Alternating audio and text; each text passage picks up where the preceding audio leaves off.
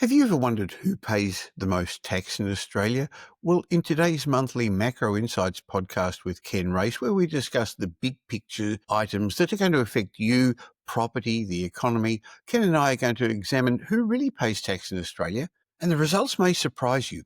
We're also going to share something about the average wage and superannuation balance, and I bet you that these results are going to surprise you as well. I also want to discuss with Ken the latest statement from APRA about a 3% mortgage assessment, and we're going to share with you the time of the week you're most likely to get scammed. So if you're interested in growing your wealth through property, there's going to be lots for you in today's show. So welcome to another episode of the Michael Yardney podcast, where I like to help you grow, protect, and pass on your wealth by getting rid of I'll help you through the chaos and the clutter of all the mixed messages. And in these big picture Macro Insight podcasts, we help you see the clues behind the news. Let's get on with the show. Welcome to the Michael Yardney podcast, where twice each week you will learn a number of new ideas regarding success, property investment and money in around 30 minutes. Our show is brought to you by Metropole, who specialise in helping you grow, protect and pass on your wealth through strategic property and wealth advice. Now here's your host, Michael Yardney, Australia's authority in wealth creation through property, who has been voted one of Australia's top 50 most influential thought leaders. Welcome back again, Ken. Now, the first episode of our this new series of monthly Macro Insight podcasts last month, lots of listeners and a huge viewership on YouTube. So I'm looking forward to doing these each month. And we've lined up a couple of interesting topics to discuss today. There's certainly some beauties on the now and on the horizon. Yes, well, there's always these macro topics, the big picture topics that I like to discuss, rather than what's happening instantly right now, because it really is the macro factors affecting our economy that will affect our finance, our money and our property markets. But today, you're an accountant by degree, not that you do people's tax returns anymore. I'd like to talk about who pays tax in Australia. And James Gruber wrote a very interesting article in First Links, and I'll leave a link to it in the show notes, explaining who really pays tax in Australia. And he used the Australia Taxation Office 22-23 returns to give a snapshot. Approximately 16.1 million tax returns were lodged, and it actually paints what he did in this article was paint an average of 100 Australians and how they'd pay tax and what they wouldn't. So maybe you could quickly walk us through, if you took 100 Australians and lined them all up, who'd be paying what? Yeah, very interesting numbers, and for some people quite surprising. 21 pay no tax at all, nothing, zero of the 100. Yeah. 3 contribute nearly 30% of the total net income tax collected. And if you add another 6, so the top 9 pay 50%. So Australia relies on 9 taxpayers to keep the engine running. Well, that's out of 100, 9%. So it is quite startling, especially if you take it up a notch, while 30 out of 100 contribute 90%. And one other statistic that's actually quite significant is, people pay tax, people receive money, benefits, things of that nature. 60% of people pay no tax equivalent after you net off the receipt of benefits. Interesting. So just putting that in perspective again, 39 Australians out of 100 are footing almost the entire tax bill. Correct. On the other hand, those earning under 45,000, 40% of those 100 people only paid 3% of the tax bill. Now, I'm not suggesting lower income earners should be taxed more, but I think it's just important to acknowledge the progressive tax system we have in Australia, and it's doing the heavy lifting, isn't it? So I guess, Ken, it brings to the question, when policymakers say the rich need to pay their fair share of tax, how much more do they think is fair? Yeah, I mean, while we've got to look at the broader tax take of what these rich people pay. So there's income tax, and that's a significant amount. But what other streams of income do the various governments get? So those people tend to buy some of the nicer things in life, the better cars, the better restaurants, the better holidays, and there's GST attributable to that. So while a low income earner is spending the predominant part of their money on food, which has no GST. These larger income earners in Australia are paying GST on large proportions of their purchases. And then, of course, there's the collection of stamp duty and things like that when they upgrade their homes, they buy a bigger home, the cars, etc., etc. Luxury car tax. Luxury car tax, and they gave people a bit of a benefits with the EVs, of course, where some of the cars that would have been caught under that umbrella were now exempt if it was an EV. But it's interesting because when we look at a high income earner, they pay a lot of tax. When you look at their income tax, their GST, their stamp duties.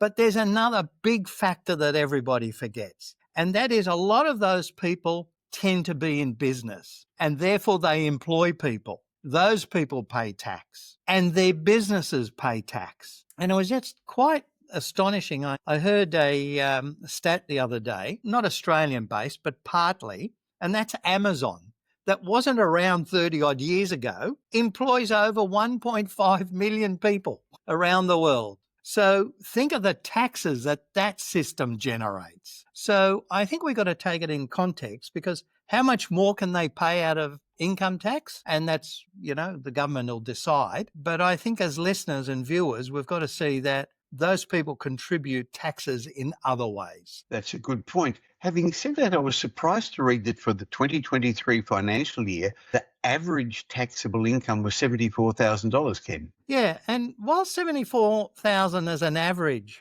sounds good, what we've got to look at is what is the median? What are those people in the middle paying? And the median wage is $56,000. That's all. And to put it another way, 50% of Australians earn less than $56,000 because the median that's how you work out medians. Is the middle. Yeah. So they're the ones that are feeling the pinch out of all this cost of living pressures. So we also see there's a relatively large gap between men and women, and that's there for a number of reasons. I think we've basically walked away from, for a similar or an exact job, men and women, tend to get paid about the same. But what jobs are they individually doing? Are people giving up a professional life to earn more money to look after housing, homes, looking after the children? The other thing that we've seen over the last number of years is more and more people are getting second jobs, second income for the family. Yes. So they tend to be, can I say, at the lower end of the income. And that's obviously dragging it down. So the real issue, I think, is how many people are working full-time versus part-time, and also how many people would like to work more hours if it was available. And we're seeing underemployment is actually the one that's really not very good. There is a bit of that around at the moment. So the message from this is that the rich are paying their fair share of tax. The other statistic I found interesting was the average super balance is around 173,000. But back to your figure about median, the median is actually 60. I guess what that tells us is that most people are not going to have enough super to have a decent retirement.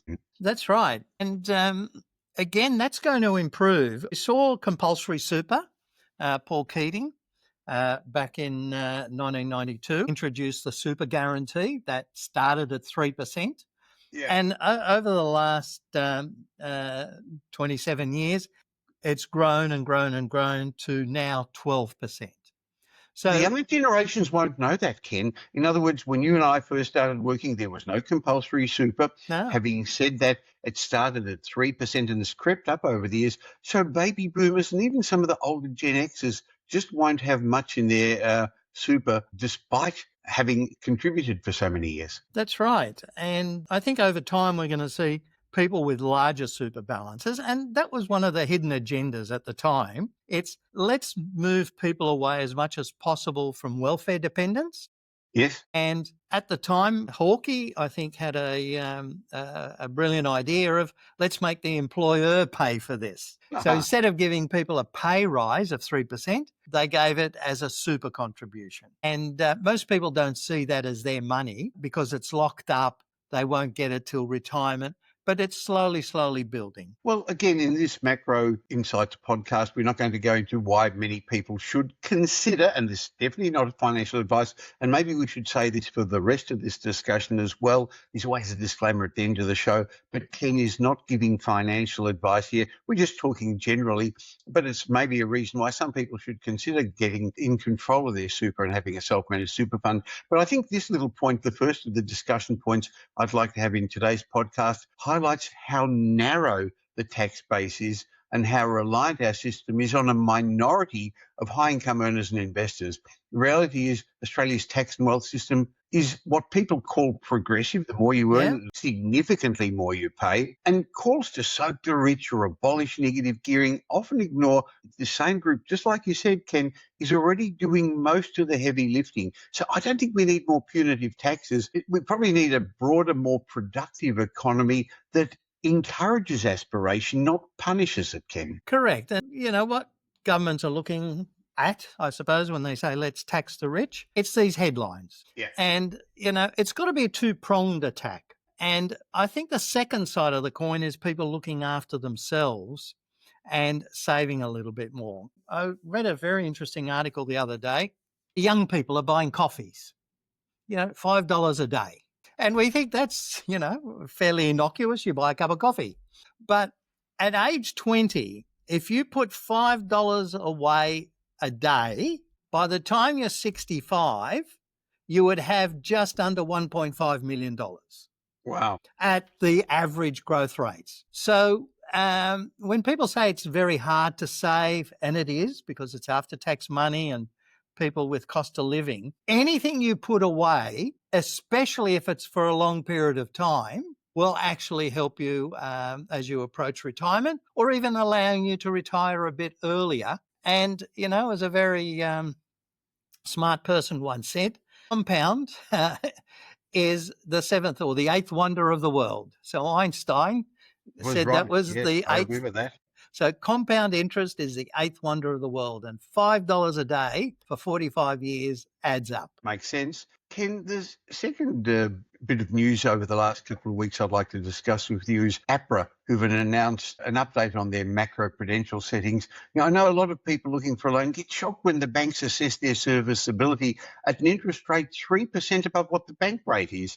And this is because the Australian Prudential Regulation Authority, APRA, makes the banks add a 3% mortgage serviceability buffer when assessing if borrowers can repay their mortgages. Now, that made sense a couple of years ago in a rising environment where they actually raised the rate from, I think it was 2.5% to 3%.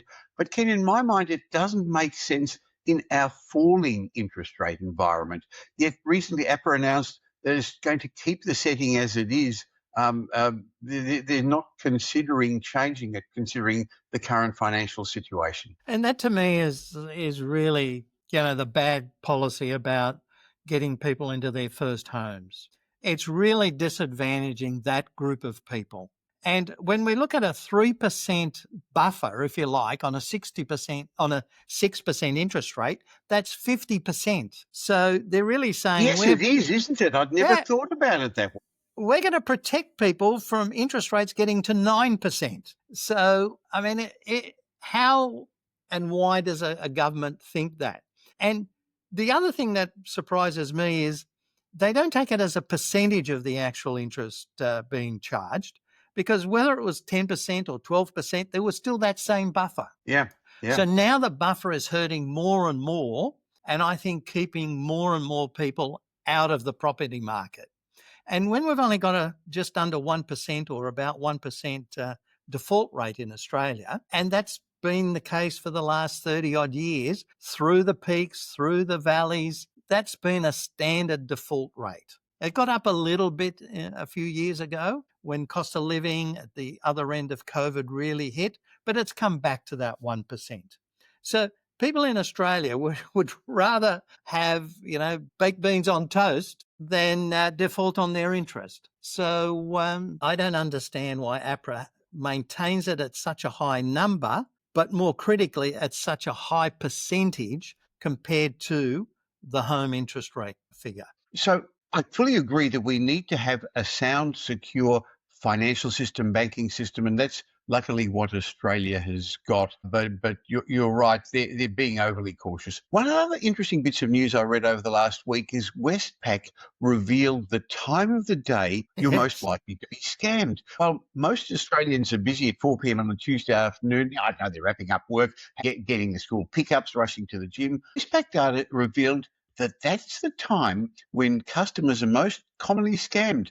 Tuesday afternoon at 4 p.m, followed by Thursdays and then Mondays coming third. Seems scammers are taking advantage of people when they're distracted and multitasking, when they're not paying close attention to something that could be a scam, Ken. What amazed me is that scammers went to that level of psychologically interpreting their victims, that they sort Yes, of track when people will be the most distracted. And, interesting. as you said, people in the afternoon, they're a bit tired. It's the end of the day, the school pickup. It also revealed that most people were scammed on a Thursday and a Monday, so coming in third. So Mondays are the third best time for a scammer. And maybe that's because people are a little bit more alert after the weekend. According to the data, 29% come through remote access scams and 20% are buying and selling scams. You've got to be careful when you get these ads, particularly they pop up, we need you to tell us your bank details so we can send you a refund, or any one of those scams that's too good to be true.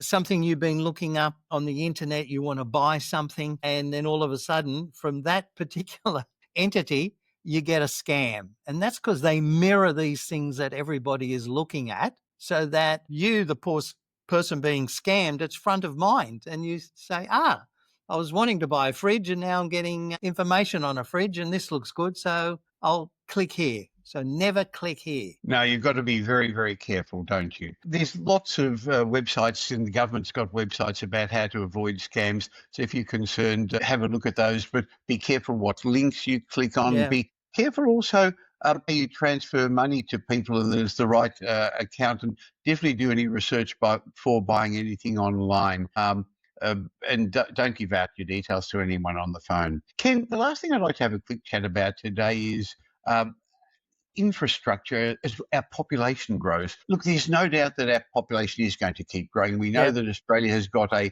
business plan to grow our population to 40 million people by the middle of the century. They need the taxpayers, the new young taxpayers, to, replace the retiring baby boomers, to fill in for the millennials who are going off on maternity breaks at the moment, and to keep us more productive, because it sounds like we're not being more productive at the moment. There's a lot of talk about not having enough housing. In fact, we're going to have to build another Sydney, Melbourne, and almost another Brisbane as well by the middle of the century, which is going to require a whole lot of infrastructure. And people think about roads, schools, hospitals, the soft infrastructure as well. But what about water? We haven't built any dams for a long, long time. And there's a succession of papers suggesting that we're going to have water shortages in Australia. That's right. I mean, I don't know about you, Michael, but I remember when you couldn't wash your car.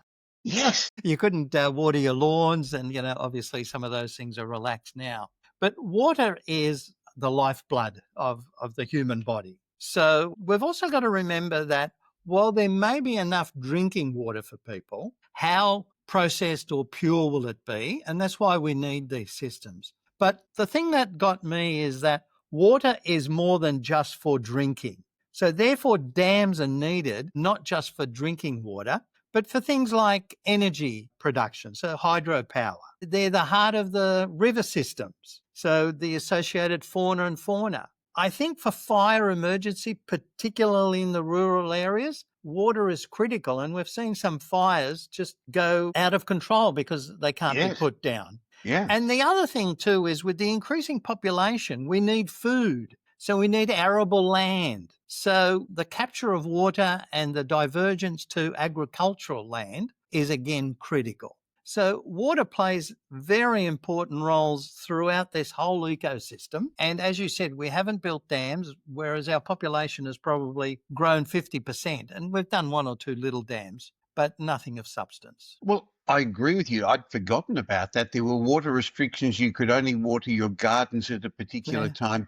And interestingly, in our old home before Pam and I moved into our lovely apartment here, because of the long water restrictions, we actually put in a underground rainwater tank to soak up the water and then use to keep our gardens fresh. Interestingly, paid a lot of money to put that in, and as soon as we did, the multi-year drought stopped, rain started again, and we never had to use it. But I'd forgotten about that. So, Ken, I love talking about these big picture discussions with you, and I think what it's showing our listeners and our viewers is that at Metropole, we're much more than just another buyer's agent. Sure, we help our clients with property advice, but we actually help them outperform the markets by giving strategic property and wealth advice. We're more than just another buyer's agent. And we do that through various divisions, various services. We're big enough to tip the scales in your favour, but still small enough to care.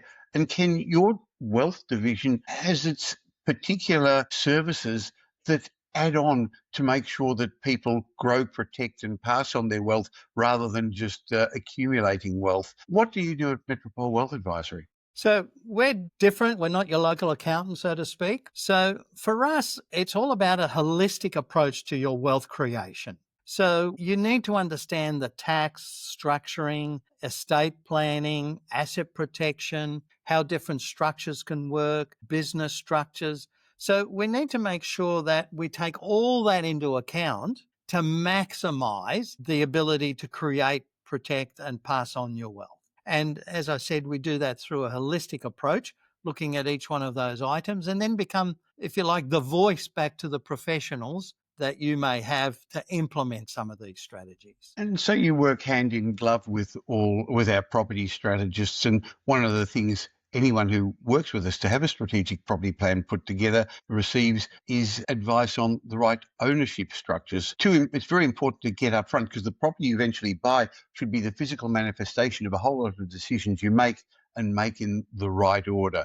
And so that's why it's great having you and part of your team as part of the Metropole family. Ken, thank you very much. I'd like to catch up with you in the next couple of weeks to have a talk about how to pass on wealth to grandchildren. So even if the people watching and listening to this aren't grandparents yet, I think this same discussion will be very important for them, how to set themselves up for the future. So can we catch up and have a chat about that soon? We certainly can. And maybe we'll just broaden that and, how anybody can pass on wealth to that next generation, whether it be grandchildren or children. Okay, good idea. Catch up with you soon. Thank you, Ken. Thank you, Michael.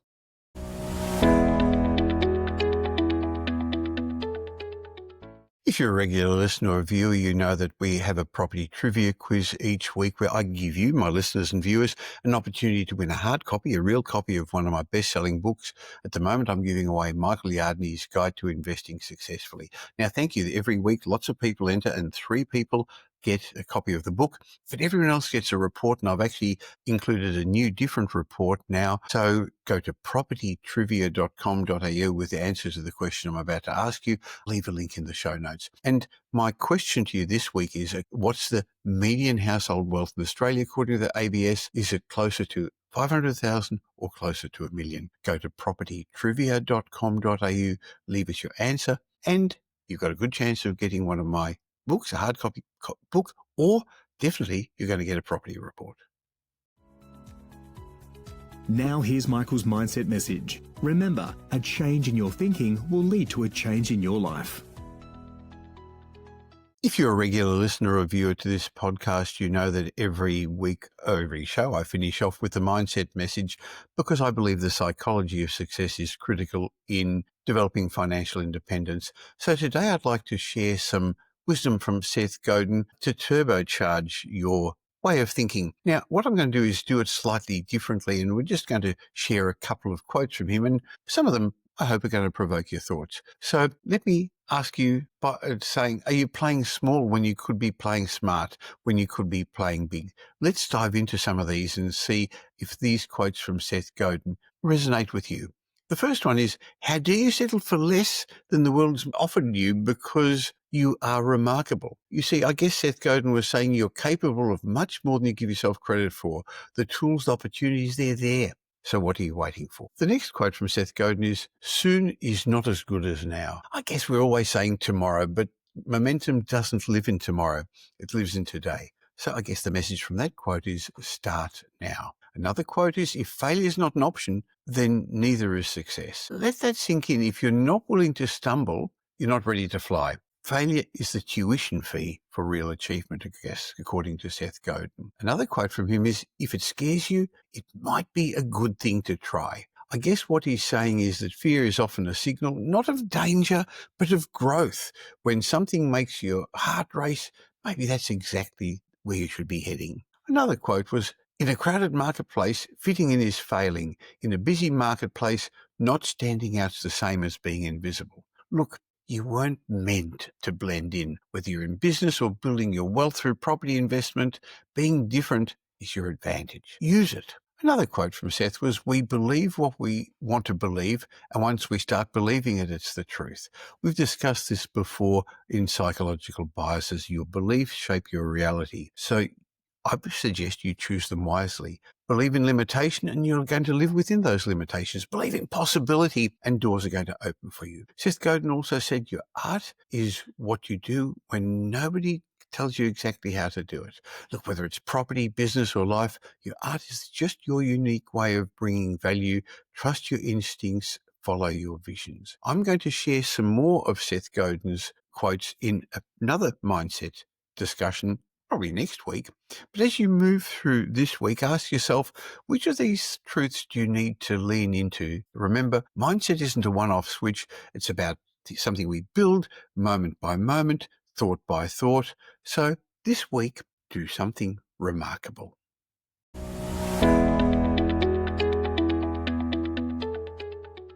Thank you for spending the last little while with me. I hope you got some benefit from this show. But before you move on to the next podcast you're going to listen to, let me remind you I have another show that I produce once a week with leading demographer Simon Kirstenmacher. We call that Demographics Decoded, where Simon and I unveil the trends that are going to shape your future. In my mind, this is a must-listen-to podcast for anyone interested in property investment, but also for business people and entrepreneurs. So if you don't currently subscribe to Demographics Decoded, just please stop for a second and subscribe on your podcast app where you're listening to this, or on YouTube. And of course, if you don't subscribe to this show, the Michael Yardney Podcast, why not click the link that says follow or subscribe wherever you're listening right now. So twice a week, you're going to get benefit from my guests and me. And I'd like to ask you a little favour, please. If you did enjoy today's show and you know somebody who would also benefit, please tell them about the Michael Yardney Podcast and Demographics Decoded. There's a share button on every podcast app. On Apple Podcasts, there are 3 little buttons at the top of the player. Well, just tell them about it. Just have a chat with them. Now, I hope you're going to be doing them a favour, and you're definitely going to be doing me a favour in my quest to help as many people as possible to become financially literate. And by the way, I've got a special bonus for you. As my way of saying thank you for subscribing, just go to podcastbonus.com.au. There'll be a link in the show notes, podcastbonus.com.au, where I've got a bunch of ebooks and reports. It's just my way of saying thank you for taking the time to listen. And remember, the information that we give you in this podcast is general information, not specific information about your personal circumstances, because we don't know about them. But if you do want specific information, you can always have a chat with my team at Metropole. Go to metropole.com.au. If you really want to learn more, you can always listen to the previous podcast, the many episodes we've already published. Just go back to the old episodes, which each have lessons about property investment, success, and money. Once again, thanks for listening to today's show. Thanks for listening to this episode of the Michael Yardney Podcast, which was brought to you by Metropole, who help their clients grow, protect, and pass on their wealth through strategic property and wealth advice. If you like what you heard and don't already subscribe, you'll find us on iTunes or on your favourite Android app as the Michael Yardney Podcast.